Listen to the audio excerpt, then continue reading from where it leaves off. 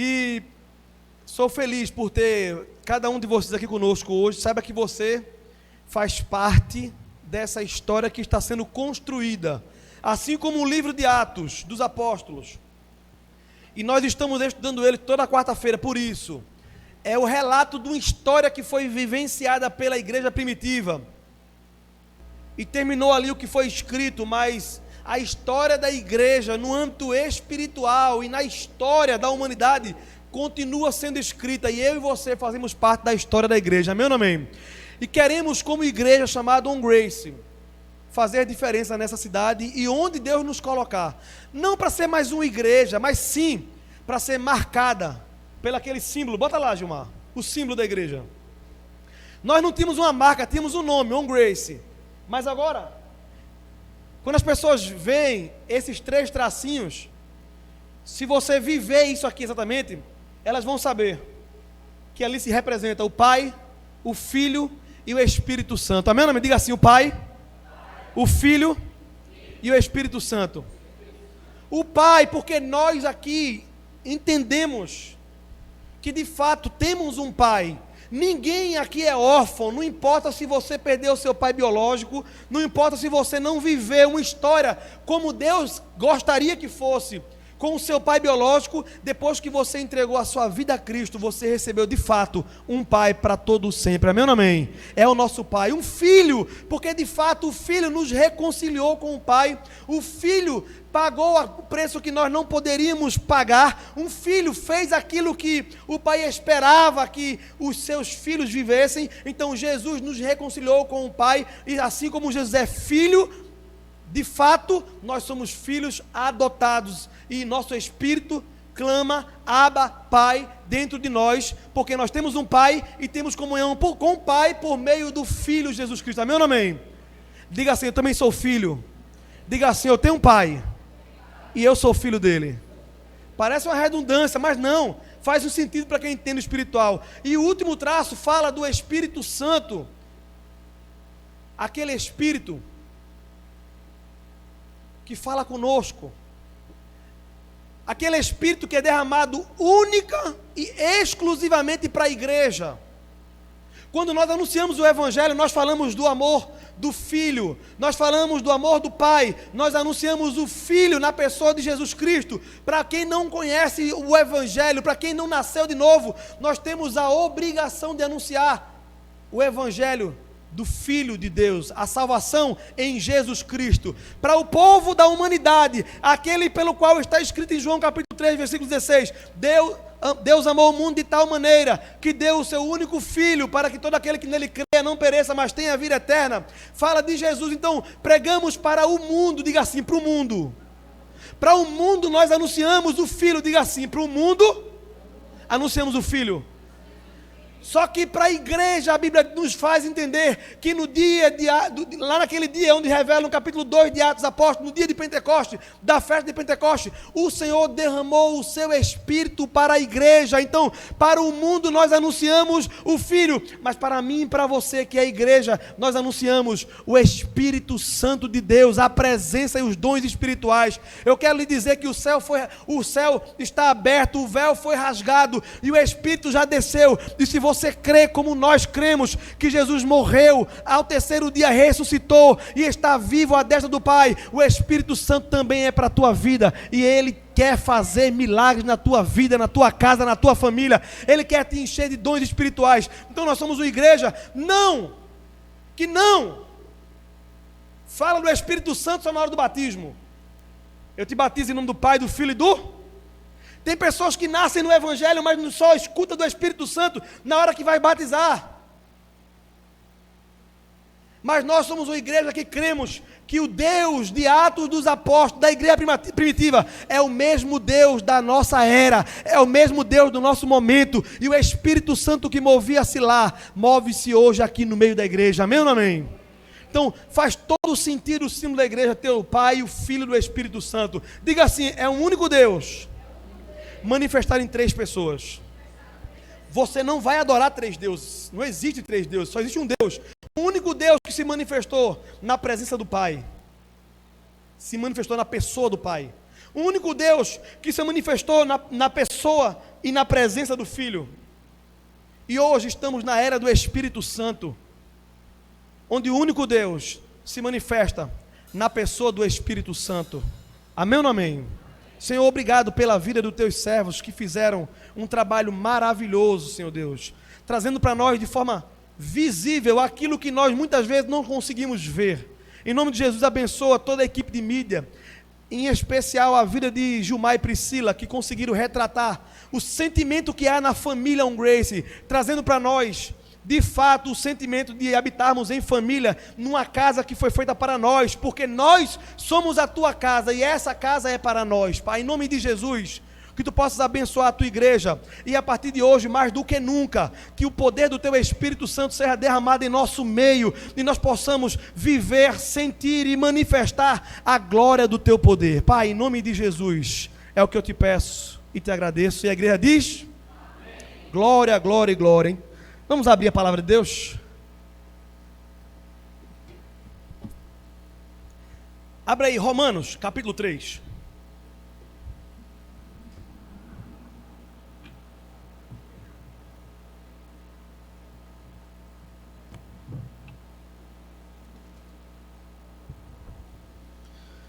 Romanos capítulo 3.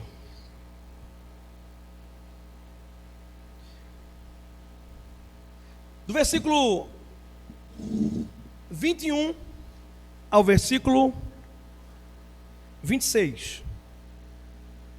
Romanos capítulo 3, do versículo 21 ao versículo 26. Assim diz a palavra do Senhor. A epígrafe, na verdade, fala assim: a justiça por meio da fé. Mas agora se manifestou uma justiça que provém de Deus, independentemente da lei, da qual testemunham a lei e os profetas. Justiça de Deus mediante a fé em Jesus Cristo, para todos os que creem.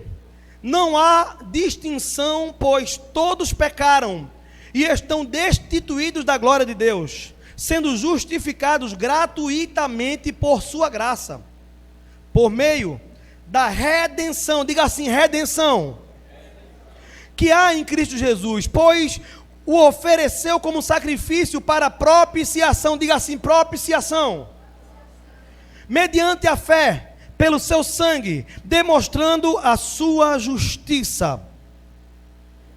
Em sua tolerância, havia deixado impunes os pecados anteriormente cometidos, mas no presente demonstrou a sua justiça, a fim de sermos justos e justificador daquele que tem fé em Jesus. Diga assim, a fim de sermos justos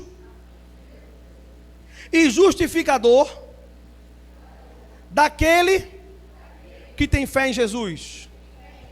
Senhor, lemos a tua palavra, e a tua palavra, ela tem poder.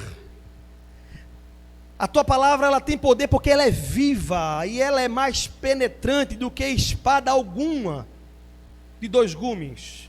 Ela vai na divisão da alma e do espírito, Pai. A tua palavra, como diz o profeta Isaías, ela não vem e não volta vazia, sem antes fazer o efeito para qual ela foi enviada, Pai. Em nome de Jesus, te peço que tu venha a trazer a revelação do teu Espírito pela tua palavra para nós, falando conosco, que pelo teu Espírito a tua palavra possa trazer nesta noite justiça, paz e alegria no Espírito Santo, Pai, porque este é o reino dos céus. Eu te peço isso, e eu te agradeço em nome de Jesus. A igreja diz: amém. Meus irmãos, esse texto tem duas palavras que eu pedi para que vocês destacassem. Uma delas é a palavra redenção. Diga de novo, redenção. E a palavra redenção, para quem é de Vitória de Santo Antão, pensa logo naquele bairro chamado de Redenção. Quando se fala em redenção nos tempos de hoje, independente de qualquer religião, se falar sobre redenção, alguém, pelo menos no Brasil, ou no país onde a base é cristã, na fé, quando se fala em redenção, ele lembra logo de alguma religião ou de algo religioso. É assim ou não é?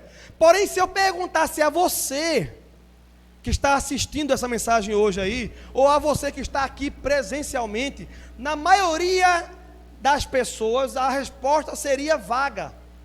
Seria muito assim, a redenção vem de redimir, e ficaria muito subjetiva a resposta. E quando nós vamos se aprofundar um pouco mais sobre o sentido de redenção, traz de fato o que a palavra quer nos ensinar. Redenção fala de muita coisa e muito pouco sobre religião. Na verdade, posteriormente ao período bíblico, que redenção ficou mais conhecida como uma questão religiosa, porque redenção, na verdade, ela tem uma conotação comercial. Naquele período, os romanos entendiam muito bem o que significava redenção, e o povo judeu também entendia muito bem o que significava redenção, porque redenção vinha por causa de falta de pagamento de um débito. Existia como lei, e isso se estendia para o judaísmo e para outras culturas, que quando um homem, por exemplo, você vai ver no livro de Reis, uma mulher viúva buscar o profeta e dizer: profeta, o meu marido, teu servo de Deus, temente a Deus, ele morreu, mas ele deixou dívidas. Como quem diz assim, a gente não estava programado que ele fosse morrer de última hora, e tinham dívidas a serem pagas, e os credores vieram cobrar os débitos, e nós não temos como pagar. Faz alguma coisa, me ajuda, porque eles querem levar a meus filhos como pagamento, e era legal isso, levar como escravo os filhos e a esposa e quem fosse para pagar o débito. Não tinha esse negócio do Serasa que passava 5 anos e depois não ficava limpo, não. Naquela época era o período onde a lei se cumpria, e aquela mulher desesperada clama ao homem de Deus que representava a Deus na terra e diz: faz alguma coisa, me ajuda. E aquele homem perguntou assim: o que tu tens em casa? Ela disse: eu tenho um pouquinho de azeite, um restinho só de azeite. E ele disse: vai, pega teus filhos, manda teus filhos nos vizinhos catar, pegar emprestado não poucas vasilhas e traz para casa, para tua casa. Entra em casa, fecha a porta e vai derramando o resto de azeite que tem nas vasilhas. E a mulher foi como ele pediu, como ele ordenou. E foi lá e pegou um monte de vasilhas. Os filhos saíram de porta em porta pegando vasilhas emprestadas. E aqui já fica logo a primeira referência que há necessidade de fazer. Eu pergunto: se hoje a solução da tua vida estivesse, a solução dos teus problemas estivesse com os teus vizinhos, você conseguiria ajuda? Você teria comunhão com eles ao suficiente de bater na porta e pedir ajuda? E eles disseram: não, vizinho, tu és uma bênção na minha vida, toma aqui, é o que tu precisa. Isso fala da importância de que eu e você temos de lidar bem com as pessoas. A Bíblia diz: seguir a paz com todos e a santificação. A Bíblia diz: naquilo que depender de você, vive em paz com todos. E aquela mulher só pôde pedir emprestado os vasos porque tinha paz com os vizinhos. E os filhos foram pedir emprestado as vasilhas, e trouxeram as vasilhas, e fui encher a casa. Se fosse hoje, só era ir na casa da minha mãe, que é de Tapaué, de baixo até em cima. Se tiver doido, roube uma Tapaué daquela. Tem mais vasilha do que gente para comer. Alguém tem mais alguma mãe também assim? Cheia de vasilha? É assim ou não é? Ama vasilha. Mas naquela época não tinha Tapaué, era poucas vasilhas. E quando se trouxe as vasilhas, a Bíblia diz que a mulher começou a encher, e ela enchia e dizia: menino, traz outra, e trazia outra, e continuava enchendo, traz outra, e continuava enchendo, e daquele restinho de azeite foi enchendo, foi enchendo, foi enchendo, foi enchendo, foi enchendo, e a multiplicação foi acontecendo da bênção, daquele pouquinho que tinha em casa. Deus é especialista em fazer o pouco que você tem multiplicar-se a ponto de resolver o teu problema. A pergunta de Deus é: o que é que você tem em casa? E aquela mulher conseguiu. E a Bíblia diz que quando terminou as vasilhas, ela gritou e disse: ei menino, tem mais vasilha? O filho gritou: tem não. E quando acabaram-se as vasilhas, acabou o milagre. Não foi mais necessário multiplicar o azeite. E a Bíblia diz que ela voltou no profeta e disse: profeta, aconteceu isso, isso e isso. O profeta disse: vai, vende o azeite, paga as dívidas e vive do resto. Amém ou não amém? Quem crê que Deus ainda dá a solução para pagar a dívida, Ele faz isso. Ele ainda é o mesmo, Ele não muda.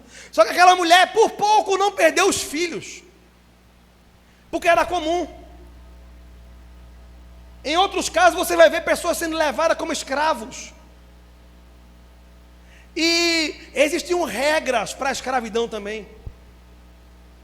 Existia uma regra que dizia que depois de 50 anos, no jubileu, aquele escravo ele era liberado. Mas quem mais quer ser liberado para trabalhar, para viver, para começar uma vida depois de 80 anos? Tinha 30, foi preso, foi escravo com 30, mais 50, com 80 anos, ia começar a vida inteira. Era melhor ser escravo, porque pelo menos tinha comida para ele. Era assim ou não era? Ou na festa do jubileu, um deles, eles eram liberados. Toda a festa do jubileu, eles eram liberados. Mas eu pergunto, se o cara foi escravo hoje, e a festa foi ano passado, tinha mais 49 anos para frente, de escravidão. Ou esperava esse dia, ou esperava a festa, ou vinha algum parente remidor. E a lei dizia que a única maneira daquele homem ou aquela pessoa ser liberada da escravidão, do débito, se não tivesse como pagar, era algum parente remidor. Diga assim: parente remidor.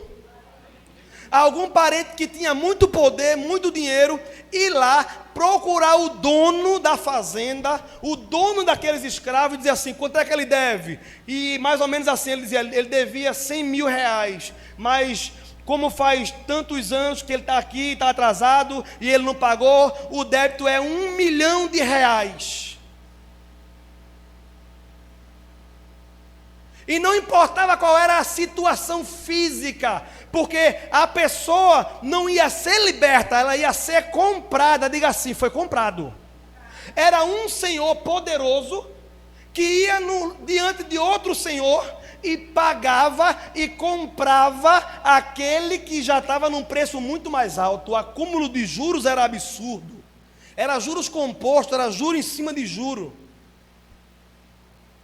E ele comprava e levava ele como escravo. Porém, lembra do que o texto fala? Era um parente remidor. Não era qualquer pessoa que chegava lá e comprava, era alguém que tinha o mesmo sangue, a mesma afinidade, era um irmão mais velho, na maioria das vezes, que buscava e pagava aquele preço e comprava aquele que era tido como escravo, porque não podia pagar o preço do seu débito. Então aquele irmão mais velho juntava muito tempo o dinheiro e levava lá e comprava e pagava. E aquele irmão mais novo, ele ia como escravo do irmão mais velho, mas ele, por ser irmão, não era tratado como escravo, era tratado como irmão, era tratado como amigo, era tratado como alguém que não devia nada. Mesmo sendo comprado, ele era escravo por opção, escravo de sangue. Na palavra escravo você pode substituir, colocar a palavra servo. Ele servia ao seu irmão por gratidão e não por obrigação. Então a palavra redenção vem de redimir, vem de alguém mais poderoso pagar um preço que você não poderia pagar. E esse alguém é chamado na Bíblia de parente remidor, chamado de Jesus, aquele que é de Nazaré. O nosso irmão mais velho sabia que eu e você éramos escravos do pecado, mas ele veio e rasgou a cédula que tinha contra nós. nós e pagou o preço do pecado, mas muitas pessoas se enganam até hoje no meio evangélico, achando que o preço ele pagou ao diabo. Não é assim que pensa muita gente? O diabo mandava, a gente estava escravo do diabo, e Deus foi lá, porque Deus é bonzinho, e pagou o dinheiro. Diabo, quanto é a conta? O débito aqui era 100 conto, mas como ele demorou muito, e aquela coisa toda, pá, eu tenho meio que um espírito de agiota, e eu vou botar aqui R$1 milhão. Aí parece que Deus vai lá no cofre, tira o dinheiro e paga ao diabo e disse: ele era seu, agora é meu, e agora você perdeu o poder sobre ele. É como se Deus tivesse feito um negócio com o diabo. É como se Deus tivesse feito um acordo, pago ou pagado, né? Na verdade a palavra é assim. O preço, porque o diabo era o dono. Porque o diabo tinha ira, e Deus foi lá e pagou. Mas na verdade essa ótica está errada, porque a condenação não vem por causa do diabo, a condenação vem por causa dos nossos pecados. A ira não era do diabo, a ira era de Deus. Deus vinha toda a tarde conversar com Adão e Eva, no finalzinho, no jardim, chegava lá e dizia: Pai do Senhor, meu filho, como é que você está? Está tudo bem? Conta como foi o dia hoje. Adão dizia: rapaz, foi uma bênção. A Eva hoje não aperreou não, foi maravilhoso. E aquela conversa aí, e a Eva dizia: não, hoje foi ele, pai, que não aperreou. E ficou naquela bênção, aquele carinho de pai e filho toda a tarde. E Deus disse: pode comer de tudo, meus filhos, come de tudo que é árvore aí, vocês têm liberdade para isso, só não pode comer do fruto do conhecimento do bem e do mal. No dia que comer, certamente morrerás. Mas pai, para que Deus foi dizer isso? Tinha tudo. Já viu mulher grávida com desejo? O marido faz aquela feira top das galáxias, com salgadinho, pipos, todinho. Vem não sei quantas caixinhas de chocolate. Tem tudo. Coca-Cola, fruta, todo. Dá para agradar a todo mundo. A mulher está grávida, abre a geladeira e faz. Vai no armário, abre e faz.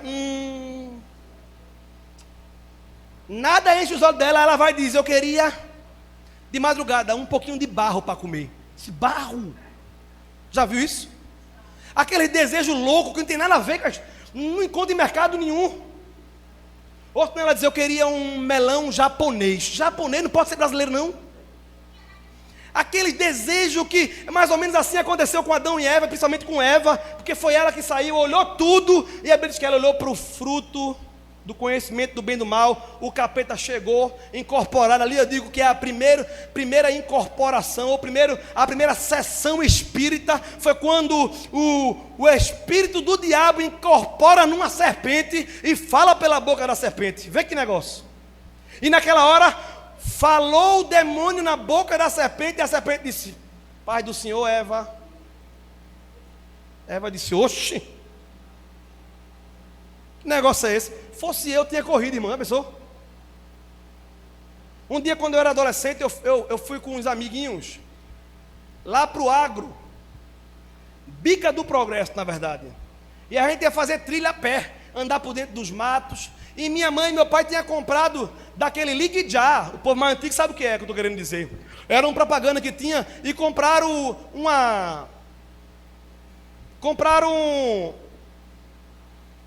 um conjunto de facas daquela que corta tudo, já viu?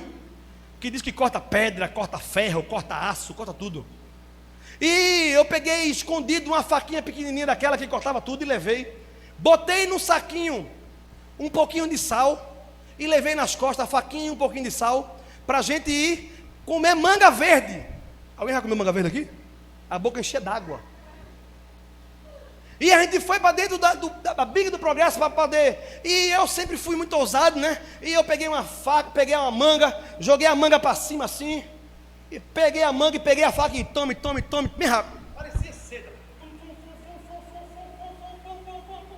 Um amigo meu querendo ser melhor do que eu naquela hora, e a gente ficava naquela. Ele tomou a faca na minha mão. Eu já tinha cortado a manga, tinha colocado um pouquinho de sal na ponta da faca para colocar na manga. Ele tomou a faca e disse: agora é minha vez. Jogou a manga para cima, pegou a manga. Quando ele fez assim, ó, passou na casca, passou na manga, passou no caroço e passou no dedo. Abriu, ficou branco, irmão, branco. Daqui a pouco o sal começou a fazer efeito no dedo. Foi tanto do sangue que começou a descer. E a gente levantou correndo, perna para quem te quer, para o João Murilo, correndo de lá do agro até o João Murilo. Só que a gente cansou no meio do caminho.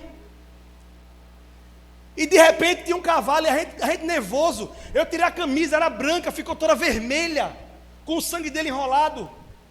E quando chegou lá perto de onde hoje é a Veneza, a gente cansado, um pouco antes, não tinha aquilo tudo ali de casa, aquelas coisas. Aí a gente querendo tirar onda, para poder aliviar a tensão.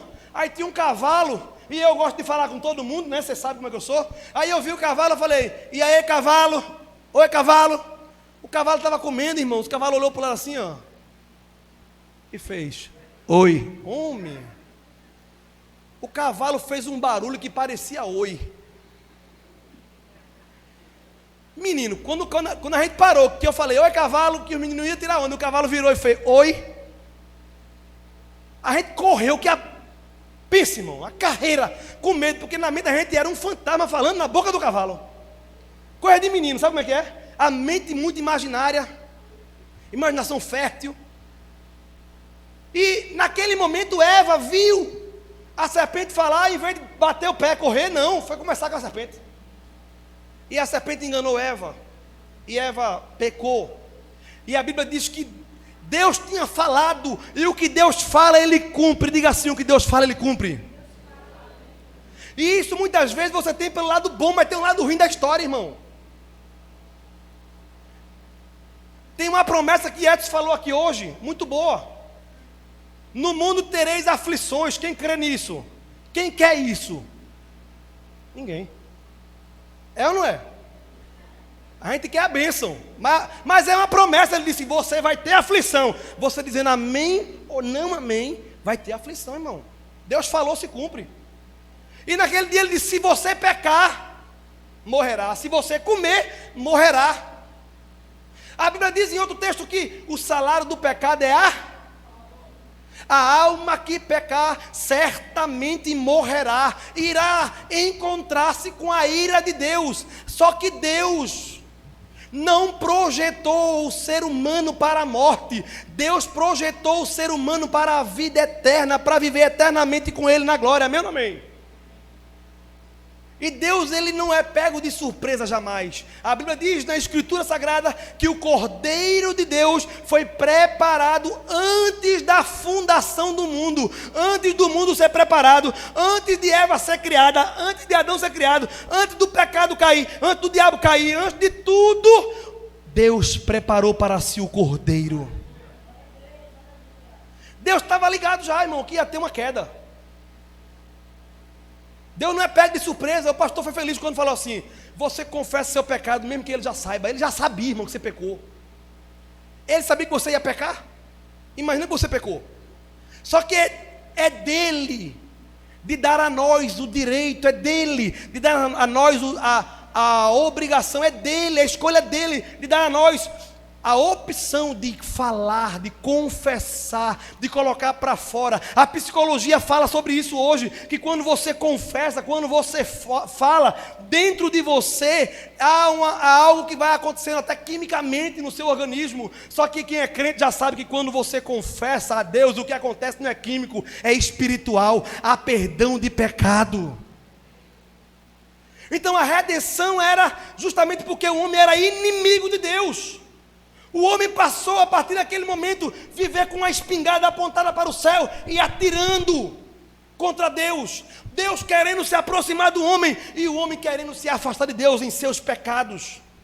Em todo o momento, passando a fazer naturalmente a vontade do diabo, aquele que foi destituído da glória. E você pode pensar assim, sim, mas o homem caiu e o diabo também. E por que o diabo vai para o inferno e nós que dizemos ser crentes não vamos? Simples. Diga assim, eu sou carne, e eu sou espírito, e eu sou alma. Nós somos tricotomistas, corpo, alma e espírito. Somos corpo. Alguém tem dúvida disso aqui? A gente sabe que alguém é alma, né? Fulano é alma. Alma cebosa, né? Mas todo mundo é alma e é corpo.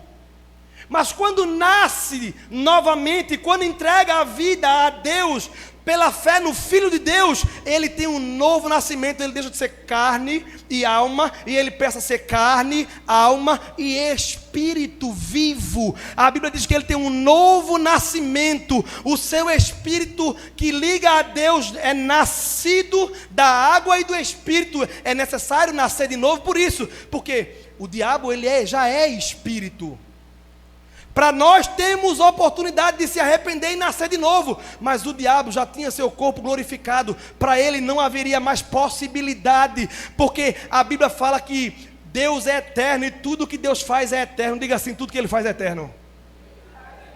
Então, Deus em sua eternidade deu juízo eterno ao diabo e àquela terça parte que foi condenada juntamente com ele. Para eles não tem mais arrependimento, para eles não tem mais perdão de pecados, porque eles já tinham seu corpo glorificado, porque eles já viviam na presença de Deus sem separação alguma. Eles eram, na verdade, aqueles Lúcifer, anjo de luz. Dá para entender que ele era daquele povo que regia o coral celestial, não tinha desafino, não tinha nota musical errada, não tinha conflito entre os músicos, era ele que orquestrava, ele tinha uma glória. A Bíblia fala que ele era chamado de aferidor de medidas, e para você entender, você pega uma Coca-Cola, e você pega uma Frevo-Cola, e eu pergunto, qual das duas é boa?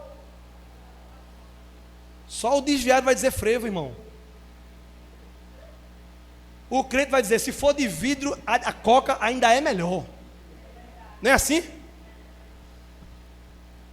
Mas o que significa isso? Coca é a maneira de aferir outros refrigerantes. Você pega a Coca e diz, qual é melhor, Coca ou Frevo?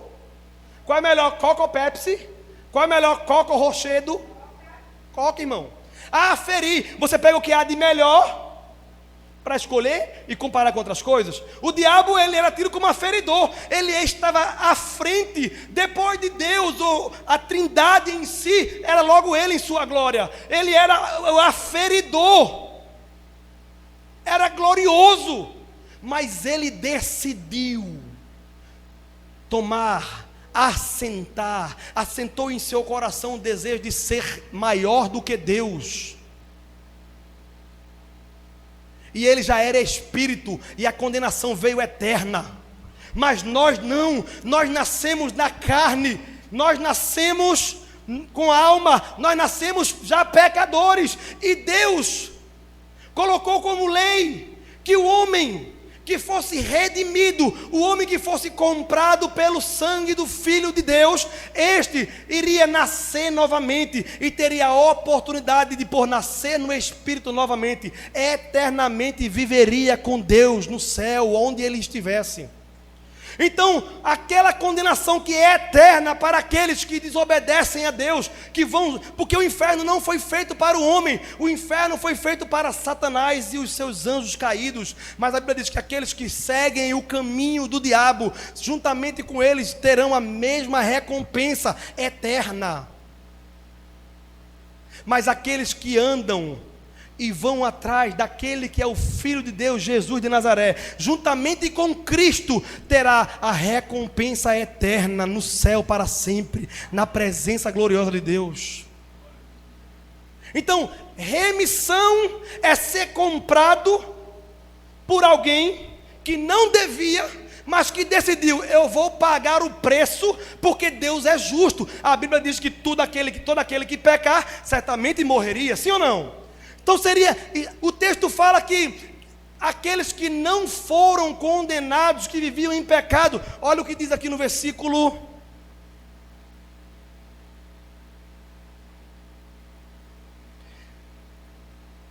23, pois todos pecaram e estão destituídos, quer dizer, separados da glória de Deus, sendo justificados gratuitamente por sua graça, por meio da redenção que há em Cristo Jesus. Deus o ofereceu como sacrifício para propiciação, mediante a fé pelo sangue de Jesus, demonstrando a sua justiça e sua tolerância. Diga assim, em sua tolerância.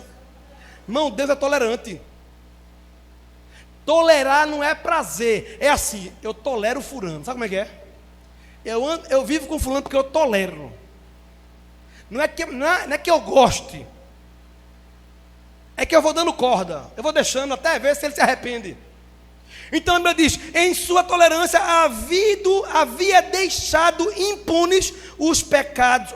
Havia deixado impunes. O débito não era contra o diabo, o débito era contra o próprio Deus. Deus deu uma lei: quem pecar morrerá. E o diabo pecou. E qual é o resultado para ele? Diga assim: eternamente no inferno. Foi justo ou não foi justo? Só que o homem pecou. Qual é a do diabo? Agora eu quero ver. Sim, eu quero ver se aí tem nepotismo. Se aí coloca para dentro os que são da família. Eu quero ver se aí agora o julgamento vai ser diferente, porque tu não é o justo, tu não é o bom. Aí vem Deus e vai usando de tolerância e levanta Abraão no meio de um povo que idolatrava. Só que Abraão vai e mente, Abraão vai e engana, Abraão vai e desobedece. Aí o diabo: sim, e esse negócio aí, como é que é isso aí? Comigo não foi condenação eterna? Aí vem Deus e levanta quem? Davi. Aí Davi, para não ficar para depois, para não ficar fraquinho, ele não somente, como ele mata, como ele adultera, como ele se prostitui, como ele pinta miséria. Aí o acusador, que é o adversário, não de Deus, mas da gente, porque às vezes a gente coloca Deus no tamanho do diabo. Irmão, basta uma palavra e o diabo vira pedra. Amém ou não amém? O nosso adversário se apresenta e diz: sim, e agora, Davi? E o Senhor ainda chama ele de segundo o seu coração, e o Senhor ainda chama Abraão de teu amigo. Como é que é isso aí? E Deus nem responde palavra. E a história vai mostrando que Deus vai vendo e vai dando longanimidade, vai tendo tolerância para com o povo. Só que Deus não é injusto, Deus é justo, vai acumulando tudo aquilo, e depois Deus vem e resolve no tempo dele pagar o preço que estava sendo calculado, juros em cima de juro. Deus apresenta o seu filho primeiro como redenção, diga assim, redenção, depois como propiciação. Ele não pode ser injusto porque ele é Deus. A Bíblia diz que Deus não pode ser nem tentado porque ele é Deus. E o próprio Deus, sabendo que existia um débito a ser pago a ele mesmo, para acabar com a ira. E muita gente confunde achando que Deus é justo, ou Deus é amor, ou Deus é bom. Ou Deus é amor, ou Deus é bom. Irmão, não existe isso. Deus é amor e Deus é bom. Deus é amor e Deus é justo. Deus não vai por sua justiça aniquilar o seu amor, e muito menos por seu amor aniquilar a sua justiça. Ele é amor, mas ele é justiça. Amém ou não amém? E em sua justiça havia a necessidade de que a morte, salário do pecado, fosse pago. E a palavra propiciação, ela é entendida no contexto judaico, principalmente. Na época da lei, na época, na verdade, do período sacerdotal, o sacerdote entrava no templo, entrava no Santo dos Santos, e depois de oferecer sacrifício, ele pegava o sangue do animal sacrificado, levava e colocava em cima, aspergia em cima da Arca da Aliança. Diga assim, Arca da Aliança. Você sabia que nos dias de hoje tem gente, tem crente que confunde Arca da Aliança com Arca de Noé? A Arca de Noé é o barco que botou os animaizinhos lá, meu nome. A Arca da Aliança era um baú de ouro maciço, onde dentro dela haviam 3 elementos. Quais eram os elementos? O elemento 1, as tábuas da lei. com os 10 mandamentos. Elemento 2, o maná que desceu do céu. Elemento 3, a vara de Arão. E em cima, depois que ela foi fechada, e ela foi fechada para sempre, depois que ela foi fechada, em cima Deus mandou colocar 2 anjos, 2 serafins de ouro, olhando para dentro da arca, em cima da arca, olhando para dentro da arca. E aqueles anjos simbolizam a justiça de Deus. E os elementos que ali dentro estavam, e não sabemos onde ela foi parar, os elementos da arca simbolizam nossa rebelião contra Deus. Deus cuidou em todo o tempo do seu povo. Deus chamou a Moisés subiu no monte, e lá no monte Deus escreveu com o seu próprio dedo os 10 mandamentos na tábua da lei. E quando Moisés desce, sabe o que acontece? Está lá Arão e o povo, pegaram os brincos, os colares, e jogaram na fogueira, e derreteram o ouro, e depois fizeram um bezerro de ouro. E quando Moisés desce, Arão, em vez de assumir a bronca, disse: olha, Moisés, eu não aguentei a pressão, foi o seguinte, eles pressionaram, a gente jogou o ouro dentro, e de repente, do nada, saiu um bezerro de dentro. Olha que negócio. E Moisés quebra a tábua da lei no chão. Pá!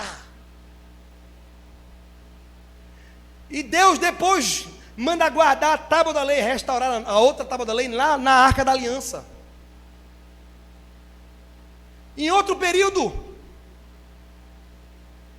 os homens, Deus levantou Arão como sacerdote.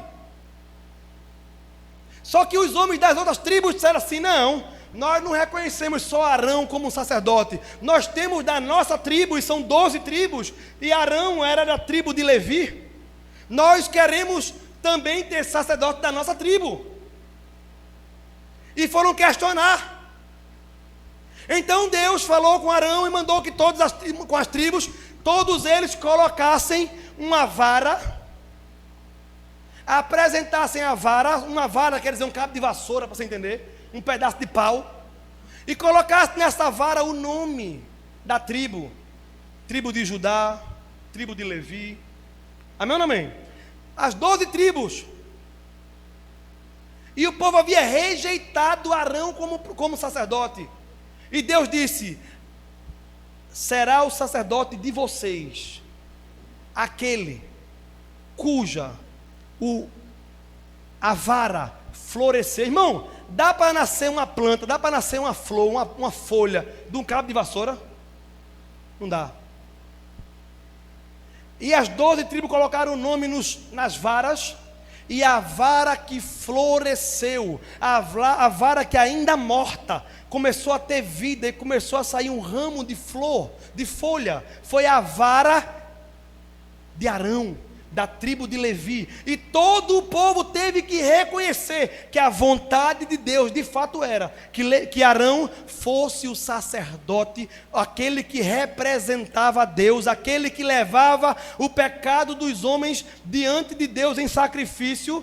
Então foi colocado lá dentro também a vara de Arão, que representava a rebelião dos homens contra o sacerdócio divino. Assim como foi colocado as tábuas da lei, que representava a rebelião do povo de Deus contra o propósito de Deus, contra a palavra de Deus, contra a vontade de Deus. E por terceiro, Deus mandou Moisés tirar o povo do Egito, e depois de sair do Egito, eles no deserto começaram a blasfemar, começaram a reclamar, ainda Deus cuidando dele. E a Bíblia diz que Deus dizia a eles: não se preocupa, todos os dias haverá mantimento, haverá provisão na sua vida, eu cuido de vocês, não precisa se preocupar. Está no deserto, mas no deserto eu vou mandar maná do céu para vocês todos os dias.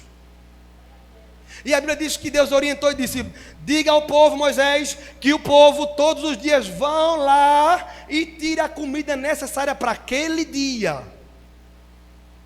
E eles iam lá e tiravam. E Deus disse: é cada dia o seu alimento. Quando chegar na sexta-feira, vocês peguem alimento para sexta e para o sábado. Pode confiar, todo dia vai ter comida. Não pega mais do que é necessário para cada dia. Só na sexta-feira pega dobrado, para que ninguém vá trabalhar no sábado. Segundo a lei era proibido trabalhar no sábado. Então não pega para o sábado, não pega dobrado, só pega na sexta-feira dobrado. Só que o povo, depois de tantas experiências, o povo andava num deserto, à noite, um frio terrível. Mas a Bíblia diz que tinha uma tocha de fogo aquecendo o povo de Deus. Durante o dia um calor terrível, mas durante o dia tinha uma nuvem que acalmava o calor e dava sombra sobre o povo de Deus. Deus cuidava em tudo do seu povo. Mas o povo não confiava na provisão de Deus. Diga assim: ainda tem gente nos dias de hoje que não confia na provisão de Deus. E diga assim: tomara que não seja eu. E aquele povo pegava na terça-feira, rapaz, eu vou pegar um pouquinho mais, vai que amanhã não venha. E a Bíblia diz que quando eles pegavam sobrando, o que eles podiam comer era o que dava para aquele dia, e o resto virava bicho. Era comida de bicho, apodrecia. Deus não permitia que eles comessem de um dia para o outro, dizendo assim: pessoal, confia, eu cuido de vocês, eu tenho cuidado de vocês, eu não vou deixar faltar nada na tua vida. Talvez não tenha o que você quer, mas o que você precisa, pode contar comigo que vai ter. E o povo desobedecia, não confiava também na provisão de Deus. E Deus mandou colocar lá esses 3 elementos dentro da arca. E sobre a arca estavam os anjos olhando para ela, para dentro da arca, lembrando que o povo era ingrato, que o povo era incrédulo, que o povo era desobediente, que o povo repudiou Deus em todos os aspectos. Olhava para ele ali, e ali se aflorava a ira de Deus contra os homens. E era cobrado todos os dias a morte para os homens. Mas a Bíblia diz que o sacerdote, o sumo sacerdote, matava o animal inocente. E ele entrava de cabeça baixa lá no Santo dos Santos. E sem levantar o rosto, a glória de Deus se manifestava na Arca da Aliança. E ele pegava o sangue daquele animal inocente, colocava o dedo assim dentro e fazia assim, ó. Aspergia em cima do propiciatório, que era a tampa, conhecida como propiciatório, a tampa da Arca da Aliança. Em cima da tampa ele colocava o sangue do animal inocente. E a Bíblia faz a gente entender que quando o sangue batia, uma fumaça subia. E essa fumaça subia, e Deus recebia como incenso suave aquele cheiro que era inalado no Santo dos Santos, e aquele sangue que estava sobre a tampa do propiciatório. Os anjos, os serafins que estavam em cima, que antes olhavam para dentro da Arca da Aliança e viam elementos que lembravam a Deus, causando a ira, os nossos pecados, a nossa rebelião contra Deus. Agora os anjos estão olhando para cima da arca e conseguem ver o sangue de um cordeiro, o sangue de um animal inocente, e aquela ira ia se apagando. Era Deus dizendo assim: serafins, fica calmo, haverá o dia que o Cordeiro de Deus virá e o sangue será derramado.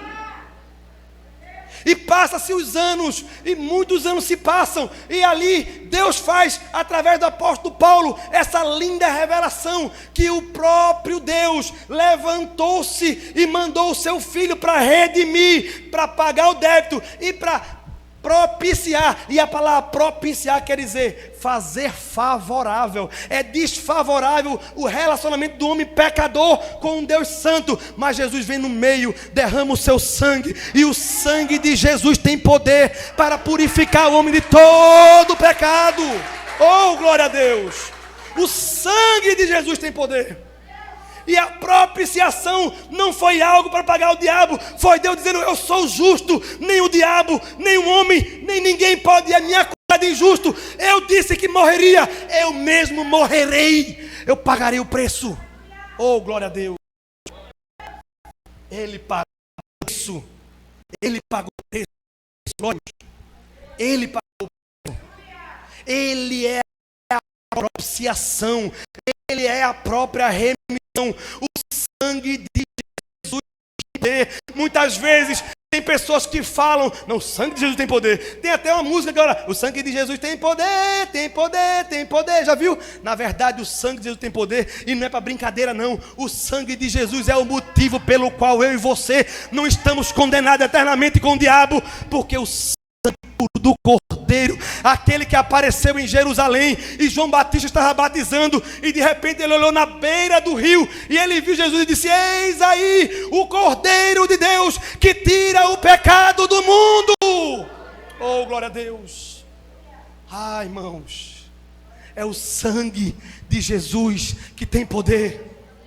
Você vai para o céu porque o sangue de Jesus tem poder. Você vai ser curado porque o sangue de Jesus tem poder.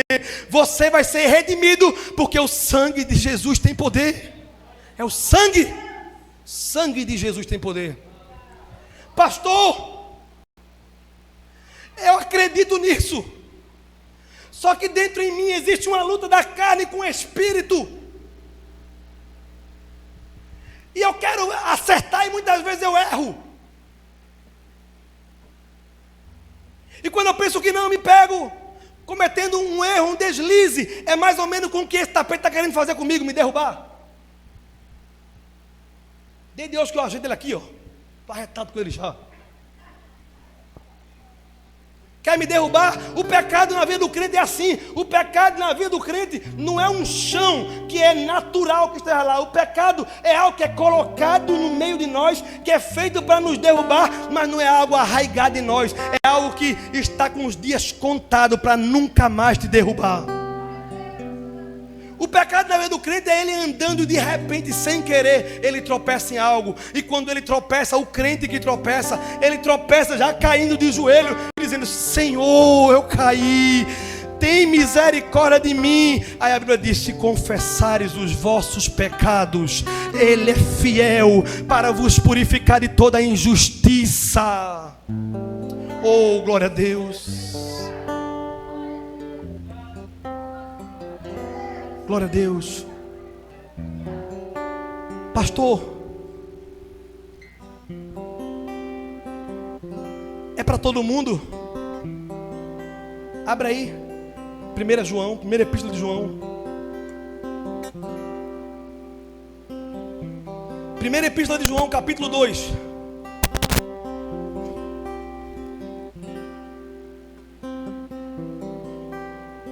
Meus filhinhos, escrevo-lhes essas coisas para que vocês não pequem. Diga assim, para quê? Para quê? Quer dizer com o objetivo de que você não peque. Se porém, e esse se é uma condição, não é normal, é talvez se acontecer, não é para viver em pecado, mas se pecardes,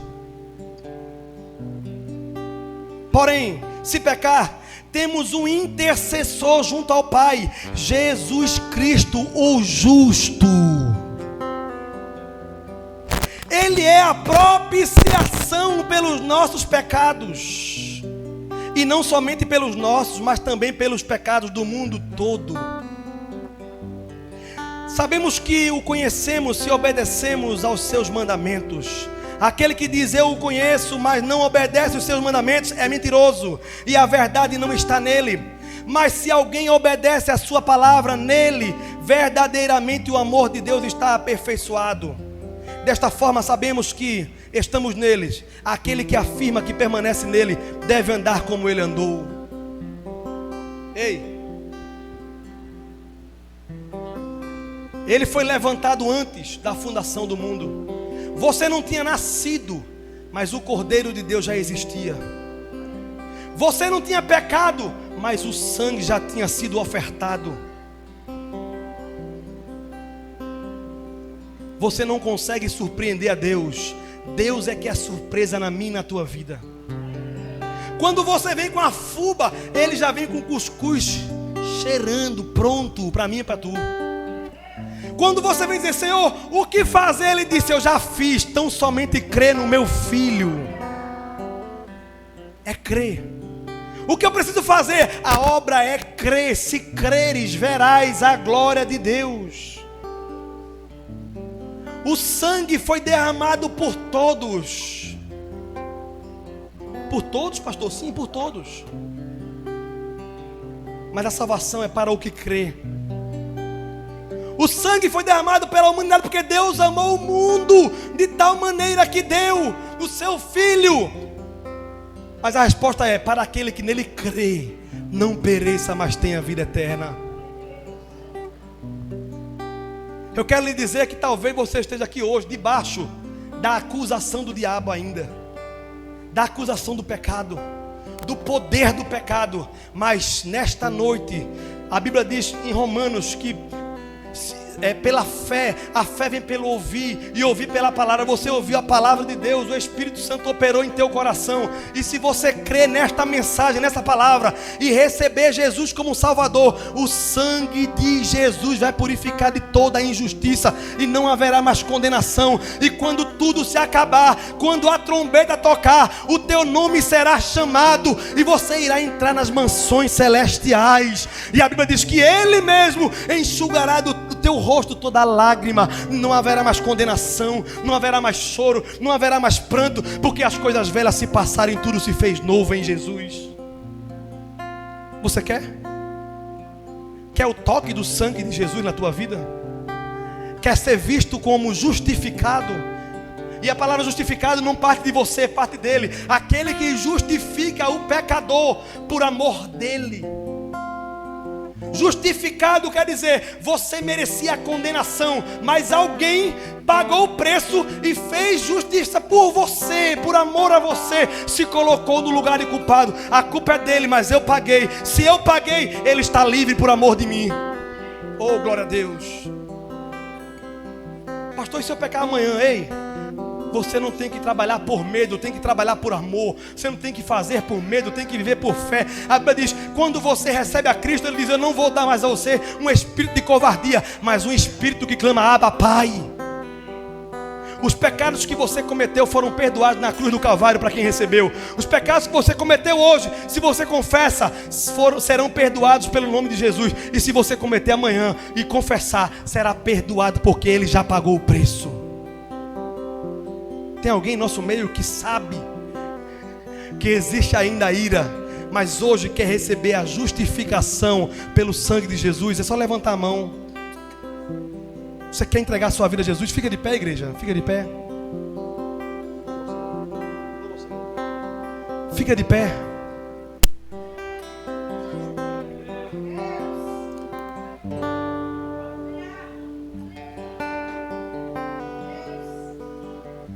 Jesus, a tua palavra foi pregada, Pai.